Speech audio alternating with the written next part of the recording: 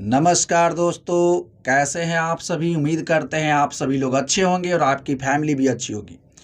दरअसल एक 45 वर्ष की महिला का दोस्ती 15 वर्ष के लड़के के साथ हो जाता है। समय बीतता है। जब ये महिला 55 वर्ष की होती है तब ये लड़का 25 वर्ष का हो जाता है और ये महिला कोई और नहीं बल्कि एक फौजी की पत्नी है। और जब ये बात फौजी को पता चलता है तो फौजी जो है इस बात को लेकर अपनी पत्नी को कभी कभार पीट भी दिया करता था। और ये महिला अपने बॉयफ्रेंड, जिसका उम्र जो लगभग इससे 30 साल छोटा है, उससे कहती है कि तुम्हारे चलते मेरा ये हश्र होता है, मेरा पिटाई होता है, तुम कुछ करो।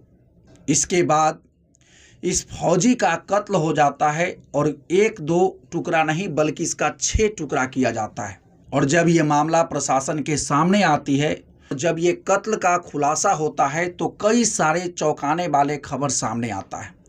तो दोस्तों, आज के इस कहानी में हम जानने का प्रयास करेंगे कि वो कौन सा शख्स था जिसका कत्ल हुआ और आखिर इस कत्ल के रहस्य को प्रशासन कैसे सुलझाती है। तो दोस्तों, आज की जो सच्ची घटना हम आपको सुनाने जा रहे हैं वो उत्तर प्रदेश का एक जिला पड़ता है बलिया का, एक थाना पड़ता है सिकंदरपुर, वहीं का एक क्षेत्र पड़ता है खरीद दियारा। उसी क्षेत्र में कुछ महिला 9 मई को बकरी चराने के लिए उसी रास्ते से गुजर रही थी। तब उन महिलाओं का नज़र जो है यानी कुछ पैकेट पर पड़ता है जो उसी रास्ते के किनारे जो है फेंका हुआ था। और जब ये महिला उस पैकेट के पास पहुंचती है तो इन लोगों को लगता है कि शायद ये किसी का सामान होगा जो शायद छूट गया है या रह गया है। ये महिला जो है उस पैकेट को खोलकर देखने का प्रयास करती है और जब उस पैकेट को खोलती है तो वो देख करके वो चीखने लगती है, चिल्लाने लगती है।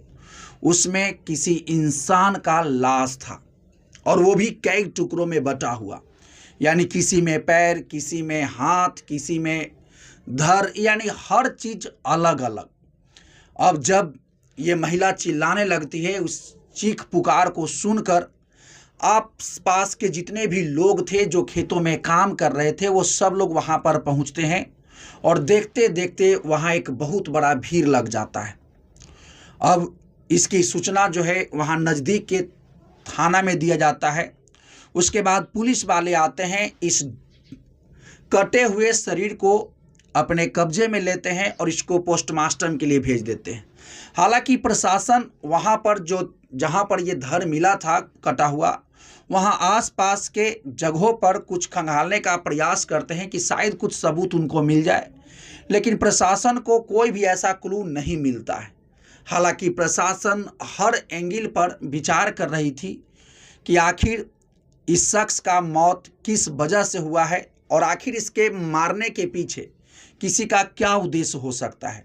प्रशासन इस बात पर भी विचार कर रही थी कि हो सकता है कि ज़मीन के विवाद में इनका मृत्यु हुआ हो, कोई मार दिया हो, या ऐसा भी हो सकता है कि किसी प्रॉपर्टी को लेकर के इनका विवाद चला हो या प्रेम प्रसंग को लेकर। लेकिन जिस शख्स का मृत्यु हुआ था उस शख्स का उम्र लगभग 62 वर्ष के आसपास था, तो प्रशासन प्रेम प्रसंग को बात को थोड़ा नज़रअंदाज ही कर रही थी। और इस घटना को जो है नज़दीक के जितने भी थाने थे उसमें जो है पहुंचाया जाता है इस खबर को और बताया जाता है कि ऐसा ऐसा एक हमारे पास डेड बॉडी मिला है, यदि कोई व्यक्ति का गुमशुदगी का रिपोर्ट लिखवाया जाता है तो ज़रूर आप हमको बताएं। उसी बीच एक थाने से कॉल आता है सिकंदरपुर थाने में कि एक लड़की जो है जिसका नाम अमली गौतम है, वो अपने पिता की गुमशुदगी का रिपोर्ट लिखवाई है और वो बता रही थी कि पिताजी जो है कई दिनों से यानी घर वापस लौटकर नहीं आए हैं। और ये बात जैसे ही सिकंदरपुर थाने में कॉल आता है, प्रशासन तुरंत अमली गौतम को थाने बुलाती है और इस डेड बॉडी को दिखाती है। और जब अमली गौतम इस डेड बॉडी को देखती है तो वो रोने लगती है, चीखने लगती है। दरअसल ये डेड बॉडी किसी और का नहीं बल्कि इसके पिता का था। अब प्रशासन को ये बात तो पता चल चुका था कि आखिर ये डेड बॉडी किसका है, आखिर कत्ल किसका हुआ है, लेकिन इसके असली कातिल अभी भी पुलिस से कई कोसों दूर थे। चूंकि प्रशासन को कोई ऐसा क्लू नहीं मिल रहा था। अब प्रशासन जो है यानी अमली गौतम और जिसका मर्डर हुआ था उसके परिवार वाले से पूछताछ करना शुरू करती है। अब पूछताछ करते हुए यानी देवेंद्र की पत्नी जिसका नाम मान्या देवी है, इससे पूछताछ करना शुरू करती है। प्रशासन पूछती है कि आखिर जब इनका कत्ल हुआ था या जब ये गायब चल रहे थे तब उस वक्त आप कहाँ थे? तब मान्या देवी बताती है कि मेरी बेटी एक कोटा में पढ़ती है और उसी को लाने के लिए जो है हम स्टेशन चले गए थे। लेकिन प्रशासन कहता है कि आखिर जब ये बात आपको भी पता था कि आपके पति गायब चल रहे हैं तो आप आखिर जो है रिपोर्ट क्यों नहीं लिखवाएं थाने में? आपकी बेटी लिखवाती है। तो वो बताती है कि हम चूंकि बिजी चल रहे थे इस वजह से नहीं आ पाए, नहीं तो रिपोर्ट हम ही लिखवाते। प्रशासन उसी समय जो है मान्या देवी का यानी लोकेशन को पता करने का प्रयास करती है। तब ये पता चला कि मान्या देवी कहीं स्टेशन पर नहीं गई थी बल्कि ये घर पर ही थी। अब जब ये बात प्रशासन को पता चला तो प्रशासन समझ चुकी थी कि हो न हो इस कत्ल के पीछे इनकी पत्नी का ही हाथ है। अब प्रशासन अब अपने तरफ से मान्या देवी से पूछताछ करना शुरू करती है, लेकिन मान्या देवी शुरुआत में तो बहाने बनाती है। लेकिन अब प्रशासन मान्या देवी से कहता है कि आपका पोल खोल चुका है, अब आप सच्चाई बताना शुरू करें तो बेहतर होगा आपके लिए। अब मान्या देवी जो है अब सच्चाई बताना शुरू करती है। उसके बाद एक नई कहानी उभर कर सामने आती है। ये बताती है कि जब इसके पति जो है फौज में होते हैं तब ये अकेली होती है और उसी बीच जब इसका उम्र जो है 45 वर्ष का रहा होगा तो इसका मुलाकात जो है एक लड़के से होता है जिसका उम्र होता है 15 वर्ष के आसपास।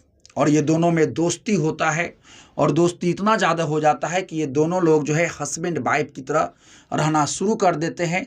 समय बीतते जाता है और लगभग ये महिला 55 वर्ष की हो जाती है और ये लड़का जो है 25 वर्ष का हो जाता है और ये दोस्ती कंटिन्यू रहता है।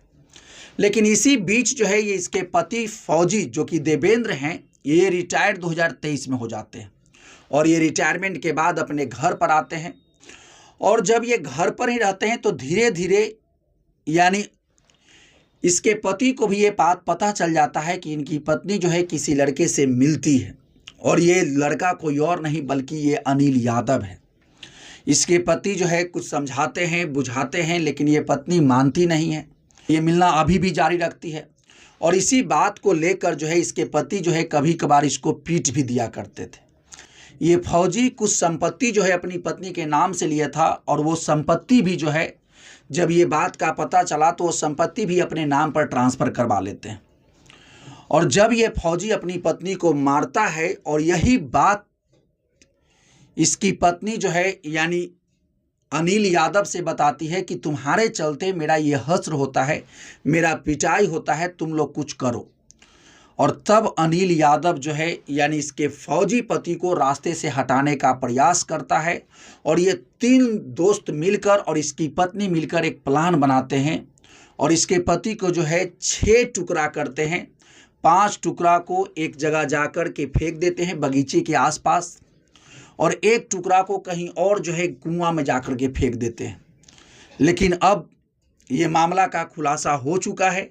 ये देवेंद्र की 3 बेटियां हैं और एक मुंहबोला बेटा है। जब ये बात इनकी बेटियां और इनके बेटों को पता चला तो वो बेटियां रो रो कर उनका बुरा हाल हो रहा था। वो माँ से एक सवाल पूछ रही थी कि आखिर तुमने ऐसा क्यों किया, लेकिन माँ के चेहरे पर कोई भी जो है यानी सिकन या जो है मायूसी का आभास नहीं था। तो दोस्तों यही पूरा कहानी था जहाँ की एक 55 साल की महिला का दोस्ती जो है अपने से 30 वर्ष छोटे लड़के से हो जाता है। उसके बाद ये महिला जो है अपने दोस्त के साथ मिलकर अपने ही फौजी पति का कत्ल करवा देते हैं और इतने दर्दनाक तरीके से कि उसके बॉडी को जो है 6 हिस्सों में बांटकर अलग अलग जगहों पर फेंक दिया जाता है। अब इसके असली कातिल पकड़े जा चुके हैं। तो दोस्तों यही पूरा कहानी था। ये कहानी सुनाने का उद्देश्य किसी को हताश करना या परेशान करना नहीं है, बल्कि आपको जागरूक करना है, आपको सचेत करना है। यदि आप इसी प्रकार से क्राइम से संबंधित स्टोरी सुनना चाहते हैं, जानना चाहते हैं तो इस चैनल से जुड़िए, चैनल को सब्सक्राइब कीजिए। तो चलिए मिलते हैं नेक्स्ट वीडियो में नेक्स्ट क्राइम की कहानी के साथ। तब तक के लिए thank you, best of luck. जय हिंद, जय भारत।